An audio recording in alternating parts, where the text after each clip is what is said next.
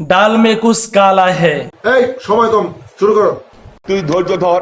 কি মজার একজন বক্তা যে তাহিরি। ফার্ম দিস না। তাহিরি হুজুর আপনি নিষেধ করেন, আপনাকে একটু পাম দিতেছে দেউক, সমস্যা কি? আপনাকে মজা লাগে, অনেক খাবার খেয়ে মানুষ বলে ওই খাবারটা আমার কাছে মজা লাগে, কিন্তু আপনাকে তার কিভাবে মজা লাগে সেটা তার আমরা জানি না। বুঝলে বুঝপাতা না বুঝলে কি যে ভালো লাগে আমার। কাম সারছে ভালো লাগে। ও মাই গড, সাইকেলের রড। তাহিরি হুজুর এখন বাসায় যেতে পারবে? বাসায় গেলে তো তার স্ত্রী বলবে, কিরে তোমার ভালো লাগে মজাও লাগে, কি খবর, তুমি কি করছো? তখন তো তাহিরি আঙ্কেল বলবেন আমি কিছুই জানি না। তখন তো তার স্ত্রী বলবে, যদি নাই জানো তাহলে তোমার ভালো লাগে কেমনে, মজা লাগে কেমনে? আজকে তোমার একদিন আমার একদিন। সঠিক বলেছেন, আপনার বুদ্ধি ভালো।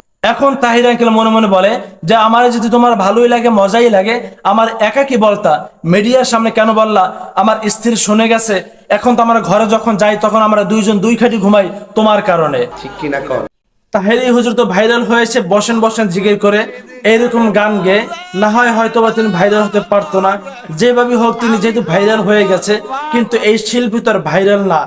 তিনি হয়তো বা এটা চিন্তা করেছে আমি যদি তাহিরি হুজুর নাম মুখে নেই, এই ভিডিও ক্লিপ তো মানুষ শেয়ার করে দেবে, অনেক মানুষের কাছে যাবে, অনেক মানুষ দেখবে, আমাকে চেনবে, আমিও তার মতো ভাইরাল হয়ে যাব। আমি কি রূপবানের গান গাইতেছি? না, ছায়া ছবির গান গাইতেছি? কখনোই না। আধুনিক গান গাইতেছি?